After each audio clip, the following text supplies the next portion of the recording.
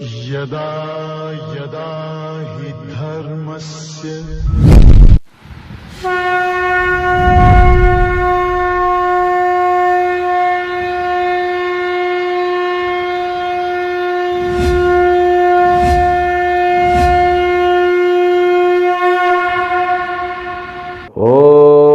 ब्रह्मादिभ्यो ब्रह्म विद्या संप्रदाय कर्तृभ्यो वंशऋषभ्यो महद्भ्यो नमो गुरुभ्यः सर्वोपप्लवरहित प्रज्ञान घन प्रत्यगर्थो ब्रह्माहमस्मि सोहमस्मि ब्रह्माहमस्मि। ओम प्रपन्न पारिजाताय तोत्रवेत्रैकपाणये ज्ञानमुद्राय कृष्णाय गीतामृतदुहे नमः। May the Lord Venkateshwara bestow all kinds of prosperity, health, wealth and eternal happiness with Paripurna Lakshmi Katakshams to you and the entire your family and friends. Let us begin Bhagavad Gita, verse number 2 of 15th chapter.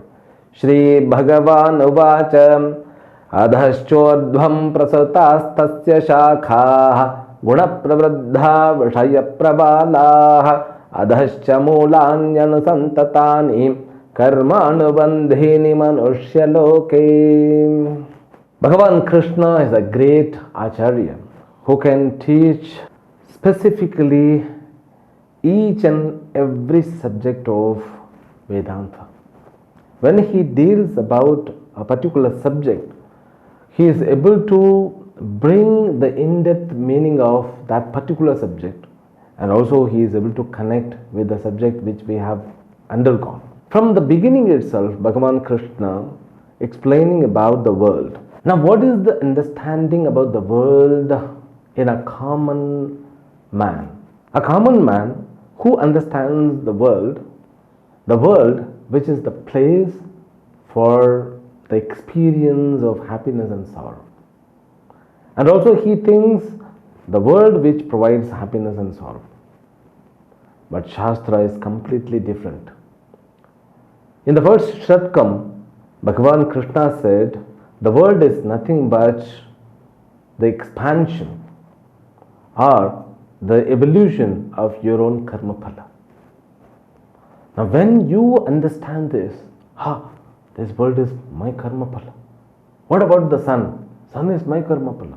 What about the moon? Is my karma phala. What about the stars? They are my karma phala. What about the mountains, rivers and all the objects which I face and connect with, I experience? All of them are nothing but my karma phala.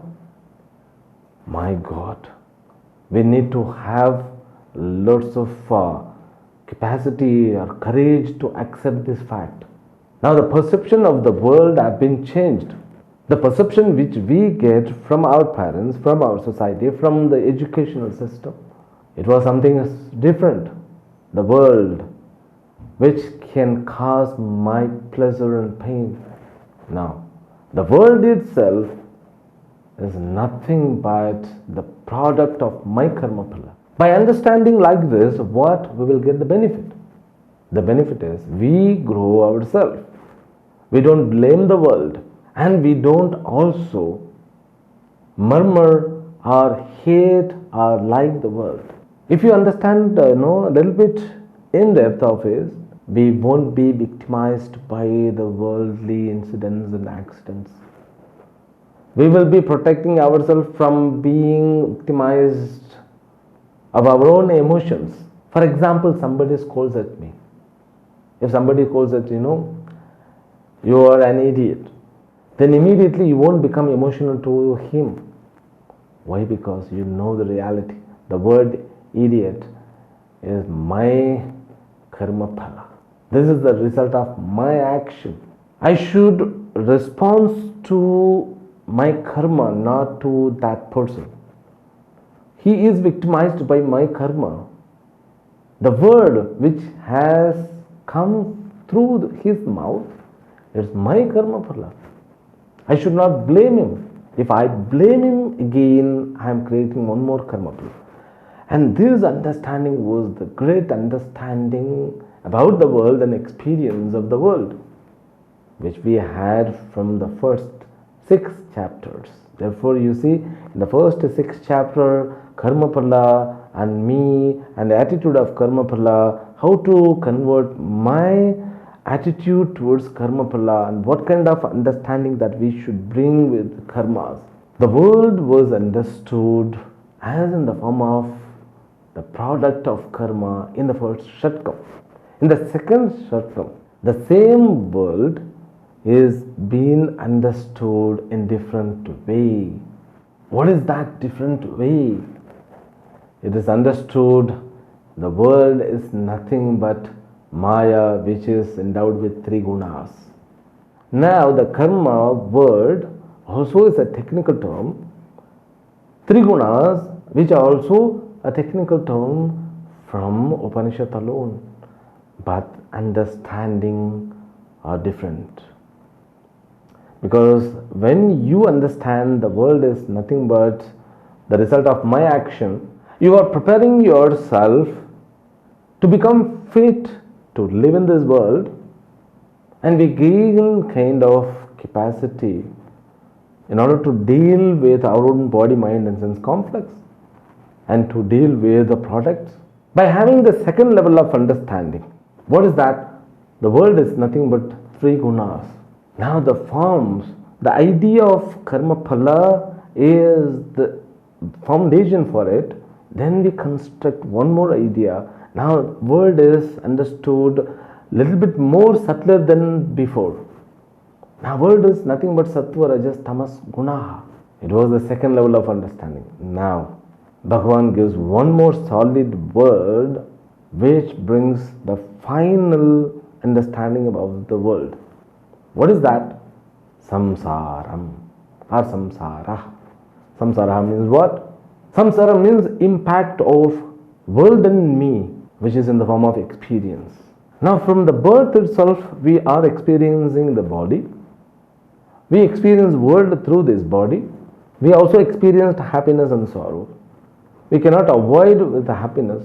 We cannot avoid the happiness. We cannot avoid the sorrow. Because both of them like the both side of a coin.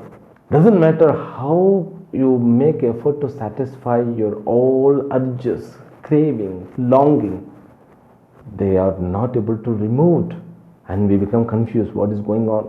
And we are also totally confused about the world, when it began, when it is going to end. And the final outcoming is what? 0. 0, 0, 0, 0. Don't feel bad. The samsara means, I told you in the last session itself, it's completely deluded, confused state, but not being aware that we are confused and deluded. We are so confident as though we are clear with everything, but at that deluded people we are. That is known as samsara. The word means all sorrow seems to be a happiest thing. This is like a diabetic patient. For him, sugar means devamrita. He should not have sugar. The sugar becomes poison to that particular person. But he wants to have it, the craving, longing for the sugar. He finds very difficult to come out of it. Like the longing for happiness, hunting for happiness. I want to be happy, I want to be happy, I want to be happy. I should not be sad, I should not be sad, I should not be sad. Therefore what? I keep on hunting the happiness. After making effort of thousands of years, hundreds of janma, we are not able to remove the craving attitude from our buddhi. We also enjoy it through that, but not knowing what the real problem is. Living always with insecurity, we are not able to remove. Therefore, the happiness which we experience, it's a fake happiness, but we believe that is the happiness.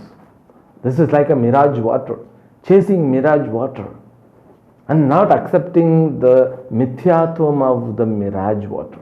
This is how life goes. Therefore, you see all wars and 9 wars, they don't respect at all about the world, the norms of the world, but they love everyone. We consider life is like a rose, but we are not able to accept the reality of the bushes of the rose which has thorn in it. When we look at the rose, we become happy. We feel smoothness. Our expectation towards the life, my life is to be happy and smoothness, but which is not. The thorn also comes. We have to learn how to understand it. But what happens, we become so deluded that we are adjusting all things. Doesn't matter how many times we are hit, still we want to get something, still we keep on changing the desire from one object to another object. So it's unending process. Therefore, the word samsara is the third level of understanding about the experience which is known as Jagat, the world, the final outcoming of living a life as a human being is what this understanding. Everything brings samsara. Samsara means that suffering. The suffering which is understood as a happiness. Therefore, where there is love, the longing should not be there. If you are longing for a love, it's not love. You are becoming victimized. You are just becoming a victim, slave to that. What I mean to say, when you love someone, you should not have that pain in the love. That's not the love. Because you are loving somebody in order to fulfill your inadequacy. The love cannot be success at all. Finally, it will end up with dissatisfaction. Therefore, Bhagavan brings traditional understanding about the life. And especially when I tell you this, the people becomes, say, okay. Vedanta says in that way. But that life is happiest things. You don't know. You don't know by visiting Simlas and Kodaikanal or visiting Paris. There is a joy, Vedanta is not against to those joys. Those enjoyments are needed for our life. But there must be one understanding, they are not eternal. They have to be enjoyed in different way, in Shastric way. This 15th chapter, which contains a final understanding about the world and the final understanding about the supreme consciousness. Therefore, every verse has to be understood with this in-depth meaning of it. Now, in these three verses, from verse number 1 to 3, Bhagavan expresses and explains about the detail of a samsara vriksha. The example is given as Ashwath vriksha. Ashwatha vriksha means what? People tree. The people tree, the trunk of the tree, leaves of the tree, branches of the tree, and fruit of the trees, which are compared with all our life. The body is nothing but trees. The fruit are nothing but the experiences. The experiencer who is there into this body, he experiences the fruit of the tree. The same example which is given in Mundakopanishad in different way, and in also Kathopanishad. In Mundakopanishad, the samsara vriksha, which is given with the knowledge of Vedanta, a tree which has got two pigeons. So one is golden, another is normal. Normal pigeon which just enjoys by having the fruits. So this kind of explanation will help us to enjoy and understand the reality of our life. Swamiji, what is there to enjoy? Because you are thrashing all this love, everything is nothing but mithya, maya. How can we enjoy? We feel something bad. No. Vedanta says, understand the reality and live as you wish. How can I live after having this understanding? Everything seems to be very dry. No, my dear. You just understand the 15th chapter very much. So in the first Shatkam, the word is nothing but karma phala. That understanding was achieved. In the second Shatkam, word which is nothing but Trigunas. Now the final understanding of word is what? that which causes for samsara. Samsara means what? A suffering, but which is not understood by the human being. In order to understand the state of suffering, we need to be introduced to some shastra. That samsara, which is in the form of suffering, is compared with the tree, and that to Ashwatha tree. Acharya says there are 7 similarities with the example which is given in this chapter. The chapter begins with the proper word. Urdham ola madhashakam ashwatham prahuravyayam. It's a unique tree having roots upwards and all branches are seen. The roots are unknown. It seems to be only trees, leaves, branches. And there are 7 similarities. How can we understand? We will understand one by one. The first similarity is what? Mahatvam. The tree is huge. The samsara is also huge. The first similarity is vastness, hugeness. When we were born, at that time itself, physically we are connected with so many people. Though we are born from our mother's womb, but still we were connected with our siblings, parents, relatives of our parents, cousins, uncles, aunts, maternal, paternal, so many connections.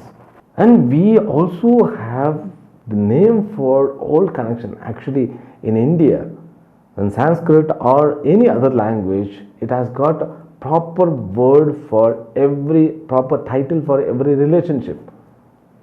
Even English doesn't have. English will say that no, brother and cousin brother. Uncle and auntie is the common word for both sides, maternal, paternal, doesn't matter. So both of them are called uncles or aunties. But in our Sanatana Dharma, Swamiji, why are you bringing for this the name of Sanatana Dharma?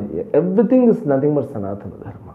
The word Matulaha, which brings, the mother side, so which also gives in-depth meaning of our Vedic rituals. That Matulaha is needed with every rituals. Therefore, in our language itself, we have names for all these relationships. Vrikshaha. I thought, I was born only to my parents. No, I am connected. The seed which is connected with so many trees like that. My life is connected with so many people. And also while getting married also, people think, I am getting married with one person. But after marriage alone, they will find a hell because they have married with a whole society. Because so many responsibilities must be played as a role. He becomes uncle for somebody, he becomes brother to someone, he becomes cousin brother to someone, he becomes a son of someone, he becomes a father of someone. So again, so many roles are adapted. Endless. It's, we cannot find the edges of this tree called samsara. And again, this tree which is in the form of experiences, you should not forget it. The first similarity between samsara and Ashwatha tree is what? Mahatvam, vastness or hugeness. Then what about the second similarity? The second similarity we can say Adyantarahitatvam, because I am going today according to the Bhashya, therefore I am looking at the Bhashya. Samsara maya mayam anadikala pravrittatvat saha ayam samsara vrikshaha vyayaha anadyanta dehadi santanashrayaha hi suprasiddhaha tam avyayam tasya eva samsara vrikshasya idam anyat visheshanam. Acharya is very particular about bringing the understanding, The second similarity is Adyantarahitatva. We cannot see the beginning of a tree. The immediate cause of a tree is a seed, but that tree has one more cause, another tree. Like when the first tree came, means there must be a first seed. How did that seed come? We don't know. It's beginningless. The understanding the word beginningless must be we cannot find the beginning and we cannot say the end also. Therefore, the samsara, we don't know when it began. So, when I had first birth, what caused for it? Before that first birth, how I was.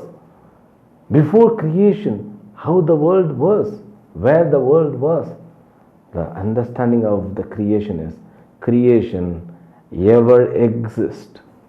It ever exists. Samsara ever exists. There is no beginning or end for these two. It's very, unique understanding. Ashwatha also, we cannot see that. We cannot tell which seed is the first seed. Okay, I'm making it very simple. The samsara vriksham is known as Maya vriksham too. That we will understand finally, not immediately. The third one is Anirvachya. Acharya brings, the similarity is Anirvachya. Anirvachya means which cannot be explained. We cannot explain. What is samsara? Samsara is suffering, sir. What kind of suffering? What is the cause of suffering? Both cannot be expressed. If you feel pain, if you experience sadness, if you experience happiness, so you can express through the face, through our limbs, through actions. But you cannot make others understand how pain that you enjoy. Your enjoyment only belongs to you. Your sadness or happiness, whatever it is, it only belongs to you. We cannot explain to others. Therefore, Bhagavan says, Anirvachyatvam. In English, we can have a proper word, inexplicability. It cannot be explained. Samsara cannot also explained. And this Ashwatha tree, you cannot explain at all. Means, logically, we cannot categorize it. Because when you see the Ashwatha is connected with so many aspects. It is connected with water, it's connected with space, it connects with air, it connects with sunlight. We cannot see what is going on inside. Only we can see the outcoming. Like that, the cause of the tree, cause of the samsara cannot be expressed. That's what we call it Maya Tattva. Then the fourth one is Molavatvam. What does it mean? Molavatvam means what? Every tree has got the roots. The roots are unseen.